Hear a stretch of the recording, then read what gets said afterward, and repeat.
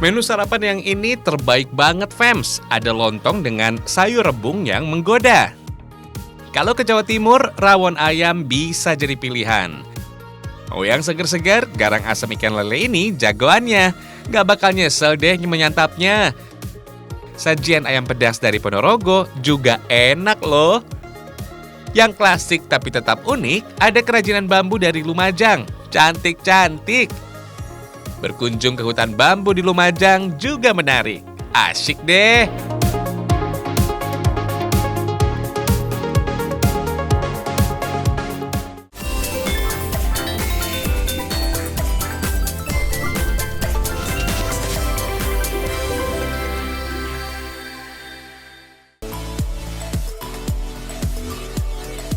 Menu yang satu ini masih berasal dari Kabupaten Ponorogo. Kenalin deh, ini ayam pedas Somoroto. Wajar aja sih dibilang pedas. Lihat tuh, cabai rawitnya utuh dan gede-gede. Buat nafsu makan makin gak tertahan. Kuah kuning mirip seperti gulai dan opor. Ayam pedas jelas berbeda. Tekstur kuahnya lebih encer karena tidak memakai santan. Cita rasanya terasa lebih ringan, pedas, dan menyegarkan. Potongan ayam yang kecil-kecil jadi jaminan bumbu pedas yang meresap sampai ke dalam, fams. Nagih banget deh. Walau namanya ayam pedas, bahan masaknya nggak cuma ayam sama cabai aja, fams. Untuk bumbunya, aneka bahan yang dipakai nggak dominan rempah-rempah. Cara membuatnya juga tidak dibikin susah. Garam, bawang putih, bawang merah, kunyit, jahe, dan rawit semua diulek halus. Berhubung nama menunya ayam pedas, takaran cabai rawit emang agak banyak. Sajian ayam pedas di Jawa Timur memang banyak penggemarnya. Menu ini menjadi hidangan khas di wilayah Banyuwangi dan Bondowoso. Kalau yang ini sih, fams, ayam pedasnya dibuat dari Kecamatan Somoroto, Kabupaten Ponorogo, Jawa Timur. Agak sedikit beda dengan tetangga jauhnya. Sajian ayam pedas di sini prosesnya terbilang sederhana. Setelah tumisan bumbu harum dan diberi tambahan air sebagai kuahnya, potongan ayam bisa dimasukkan. Mau ayam kampung atau ayam broiler, bebas aja deh, fams. Di tanah Banyuwangi atau Bondowoso, biasanya sih, fams, proses memasak ayam pedas sedikit lebih panjang. Ayam kampung utuh akan dibakar dengan bumbu pedas terlebih dahulu sebelum dimasak bersama kuah yang juga pedas. Tapi kalau yang mudah juga tetap enak, sesuaikan aja deh sama kebutuhannya. Mau dibakar, digoreng, atau langsung dimasak bersama bumbu kayak gini, nggak masalah, fams. Yang penting cabai rawit harus banyak. Selain sebagai menu rumahan yang bisa disantap sehari-hari, sajian ayam pedas Somoroto juga bisa untuk menjamu tamu, fams. Kenikmatannya bakal bawa kesan tersendiri. Sip lah, nggak nyampe 1 jam, ayam pedas dari Kecamatan Somoroto, Kabupaten Ponorogo siap dihidangkan. Selamat makan!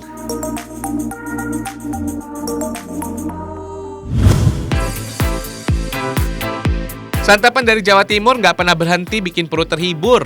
Menu rawon mungkin menjadi satu yang cukup dikenal se-Nusantara. Sajian berkuah hitam ini biasanya sih berisikan toge atau kecambah dengan potongan kecil daging sapi di dalamnya.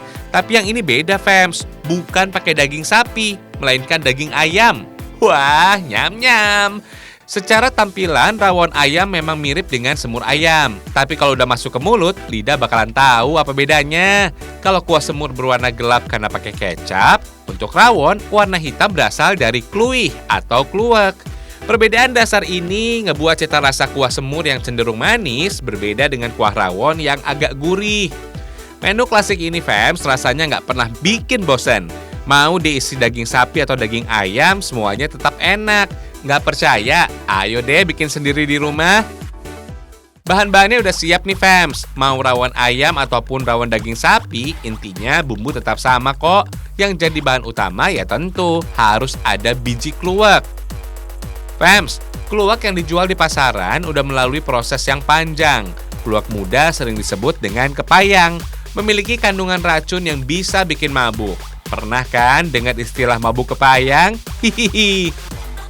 Menjadi masakan khas Jawa Timur yang cukup banyak penggemarnya, rawon identik dengan cita rasa kuah yang berempah. Mulai dari bawang merah dan putih, lada, ketumbar, sampai jinten, semua dihaluskan. Oh iya, katanya, fams, sajian rawon menjadi salah satu menu Nusantara yang paling klasik. Racikan resepnya sudah dikenal sejak abad ke-10, fams.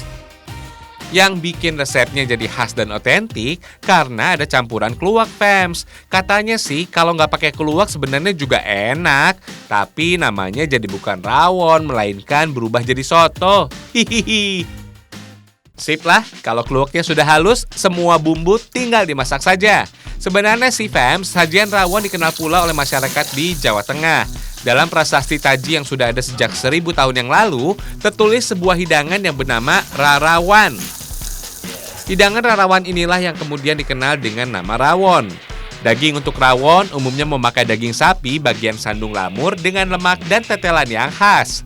Berhubung sekarang lagi bikin rawon ayam, jelas daging ayam lah yang dipakai. Bebas deh, fams, mau pakai potongan ayam negeri atau ayam kampung, sesuai selera aja. Semua sama enaknya kok. Bedanya sih, fams, kalau mau pakai daging ayam kampung, durasi memasaknya jelas lebih lama.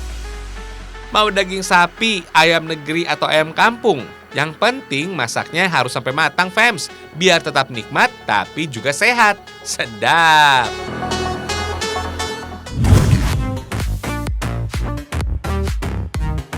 Ini dia, fams, menu favorit warga di Jawa Tengah dan sebagian Jawa Timur. Namanya garang asem. Bukan garang asem biasa, sajian dari Ponorogo, Jawa Timur ini agak berbeda.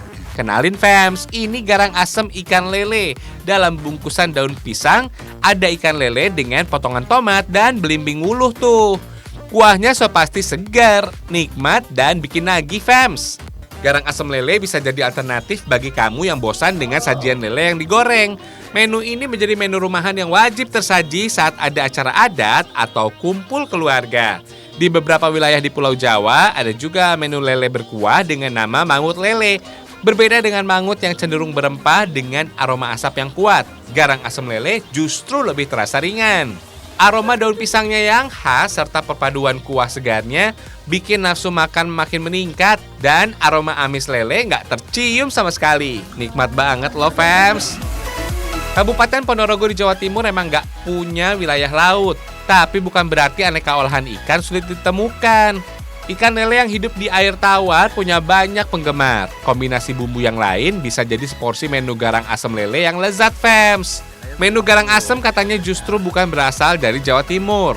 Menu ini, fams, menjadi makanan tradisional khas Jawa Tengah, tepatnya di Kabupaten Grobogan.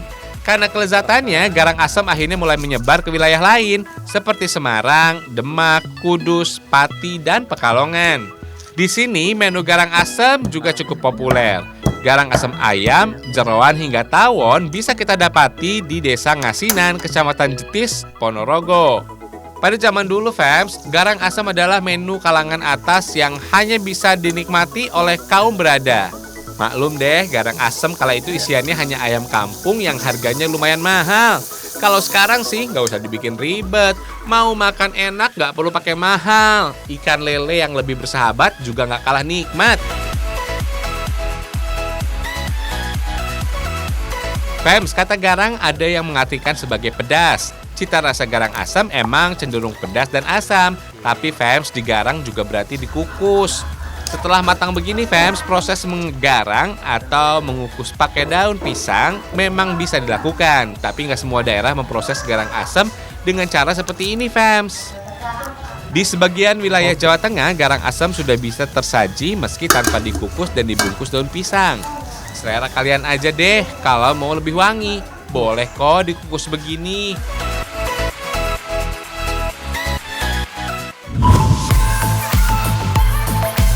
Ini dia, fams, menu sarapan terlezat rekomendasi buat kalian kalau lagi berkunjung ke Jawa Timur. Namanya lontong jangan bung. Sajian ini sejenis lontong sayur yang sudah lama menjadi menu sarapan favorit warga ibu kota. Bedanya, sayur yang dipakai rebung, fams. Tersaji bersama potongan ayam, tempe, pete, dan kuah santan yang menggoda. Yakin deh, kenikmatannya bakal bikin kamu tergila-gila. Jangan sepelekan sarapan atau makan pagi, fams. Selain sebagai bekal energi untuk memulai aktivitas sepanjang hari, sarapan juga punya banyak manfaat lainnya. Sarapan dipercaya baik untuk memberi nutrisi pada otak, mengendalikan berat badan, membantu melindungi tubuh dari penyakit, hingga membuat kita menjadi lebih fokus. Apalagi kalau menu sarapannya spesial, seperti lontong jangan bung dari Jawa Timur ini, fams. Renyahnya sayur rebung berpadu dengan sempurna dengan kenyalnya lontong, nikmatnya potongan ayam dan tempe, serta kuah santan yang gurih abis. Mantap lah, fams. Kalau jauh ke Jawa Timur, mending bikin sendiri aja di rumah. Semua bahan bisa mudah kalian dapat. Rebung atau tunas muda batang pohon bambu banyak kok yang jual di pasar. Jangan lupa, masakan Jawa Timur cenderung pedas. Adanya cabai sebagai bahan wajib ada, walau cuma sedikit.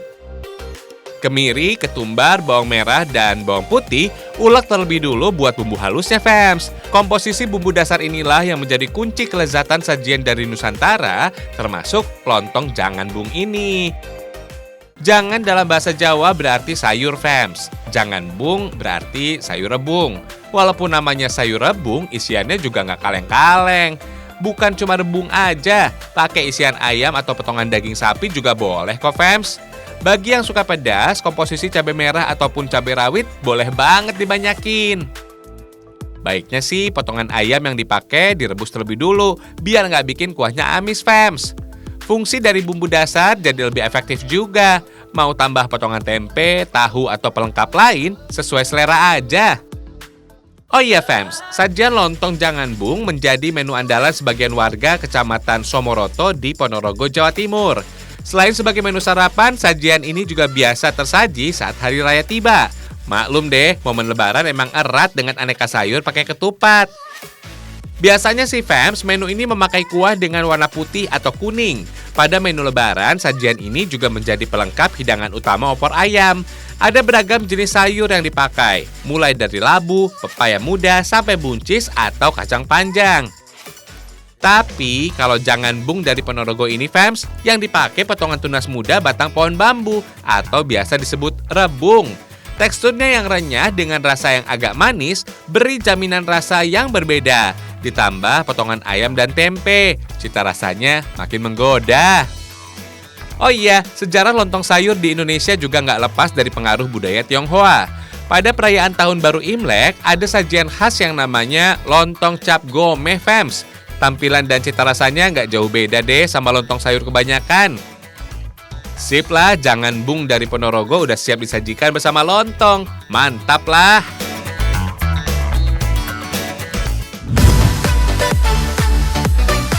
Menu dari Ponorogo, Jawa Timur ini punya nama balungan ayam bumbu blendet.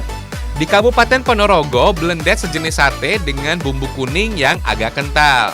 Nah, balungan ayam bumbu blendet ini versinya lain, fams. Mirip seperti sate blendet, sajian khas ini juga nikmat disantap dengan lontong sebagai pendamping makan. Bagi kalian yang malas makan berat, menyantap balungan ayam bumbu blendet tanpa lontong ataupun nasi udah bikin kenyang kok. Dengan potongan kecil ayam dan tulang-tulangnya yang dominan, menu ini semakin mantap karena cita rasa kuah kentalnya gurih dengan sensasi kacang ala bumbu sate. Ada sekitar 15 jenis bahan dan bumbu untuk buat sajian balungan ayam bumbu blendet ini, fams. Mulai dari bawang, rawit, dan kunyit, kacang tanah, tepung beras dan minyak, santan kelapa kental, dan yang pasti potongan ayam dan tulang, fams.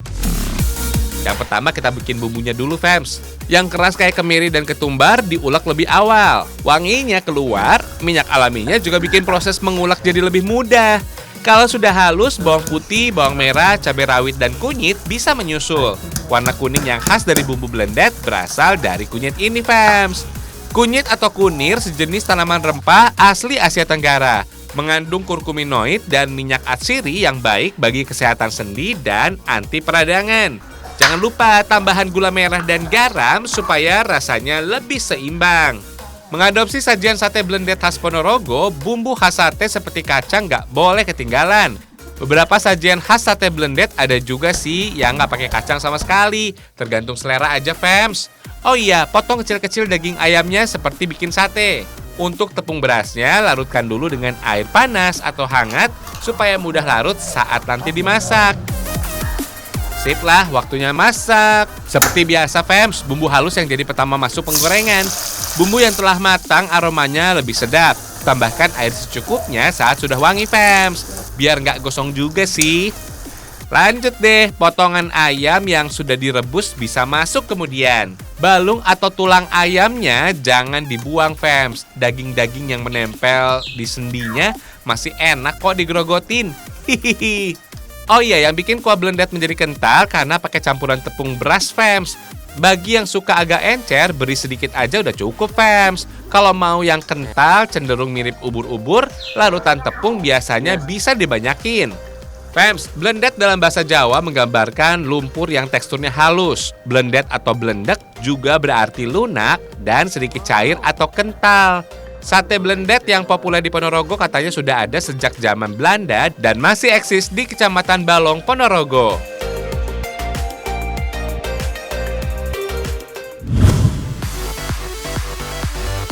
Walau zaman sudah modern, fams, aneka produk berbahan dasar dari hasil alam nggak pernah ketinggalan zaman. Kerajinan anyaman bambu dari Lumajang ini bisa jadi cerminan. Mulai dari tempat tisu, keranjang makanan, bakul nasi, sampai kap lampu, semua cantik terbuat dari bambu. Istilahnya sih back to nature gitu.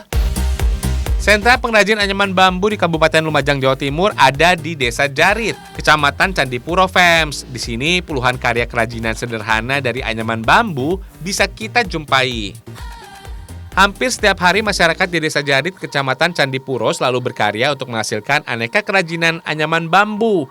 Di sini, fams, ada sekitar 30 pengrajin yang sebagian besar adalah kaum ibu. Keterampilan ini didapat secara turun-temurun hampir 4 generasi, fams. Dulunya sih karya kerajinan bambu yang dibuat hanya berkisar dari peralatan atau kebutuhan dapur aja. Seiring berkembangnya zaman, permintaan pun berubah. Nggak cuma kebutuhan dapur aja, aneka souvenir modern dan permintaan khusus dari anyaman bambu bisa dibuat di sini. Ketersediaan bambu di wilayah Desa Jarit, Kecamatan Candipuro sejak dulu nggak pernah kehabisan.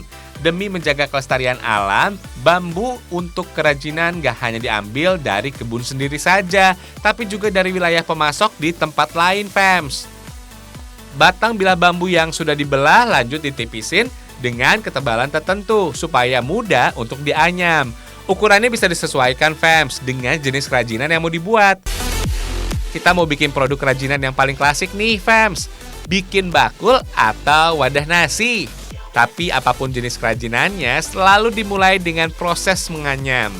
Pola nyaman yang dibuat umumnya selang-seling. Keterampilan yang sudah digeluti puluhan tahun membuatnya terlihat mudah. Dalam sehari, seorang pengrajin bisa membuat sekitar 2-3 karya kerajinan. Setelah anyaman dasar telah penuh atau setengah jadi, waktunya dicetak dengan batu besar, fams. Ukuran kerajinan yang dibuat tentunya bisa menyesuaikan. Proses berikutnya namanya wengku. Dengan bilah bambu yang agak tebal, bagian atas anyaman akan dijepit, fams. Kalau wengku udah terpasang, saatnya buat dijejet. Anyaman yang melebihi ukurannya akan dirapikan, fams. Tahapan terakhir tinggal diikat aja nih bagian atasnya supaya lebih rapi dan lebih kuat, fams. Aneka karya kerajinan dari Desa Jarit, Kecamatan Candipuro, Kabupaten Lumajang, Jawa Timur ini, fams, bisa kalian pesan dengan harga yang murah, mulai dari belasan ribu rupiah aja, fams. Monggo dilarisi.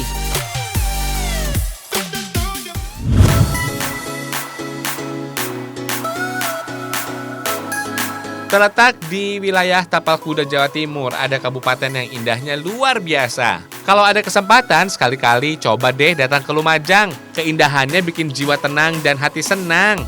Kabupaten ini, fams, memiliki tanah yang subur karena diapit 3 gunung berapi, yaitu Gunung Bromo, Semeru, dan Lemongan.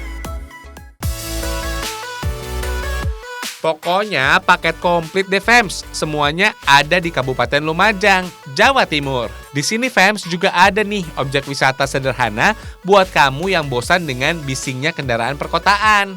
Terletak di Desa Sumber Mujur, Kecamatan Candipuro, wisata alam hutan bambu Sumber Mujur, inilah tempatnya. Berbatasan dengan kawasan Taman Nasional Bromo Tengger Semeru, objek wisata ini menyajikan hamparan pepohonan bambu yang menjadi habitat asli ratusan ekor kera dan kelelawar. Gak heran deh fams kalau warna wisata alam hutan bambu ini disebut sebagai Istana Kera dan Kalong fams. Tenang, gak usah takut. Selama kita nggak ganggu dan bersikap sopan, mereka juga nggak bakal ganggu kok fams. Malahan nih, kita juga bisa berinteraksi loh sama mereka. Ada sekitar 18 jenis bambu di kawasan hutan bambu ini fams. Mulai dari bambu arts, bambu petung, bambu jajang, bambu yanap, dan masih banyak lagi. Meski luas sekitar 14 hektar, kawasan ini menjadi area konservasi kelestarian alam dan sumber air. Di sini fams terdapat mata air utama yang bernama Sumber Deling. Sumber mata air ini fams cukup disakralkan oleh warga setempat. Memiliki debit sekitar 800 liter per detik, sumber mata air ini menjadi penopang sumber air bersih dan pengairan sawah bagi warga sekitar. Mau musim hujan ataupun musim kemarau, sumber mata air ini nggak pernah kekeringan. Yakin deh, airnya seger banget, fams. Hihihi, nggak usah pakai lama deh, fams. Nggak usah juga kebanyakan mikir. Kalau mau jiwa tenang dan hati senang, segera deh agendakan ke Lumajang. Ditunggu ya, fams.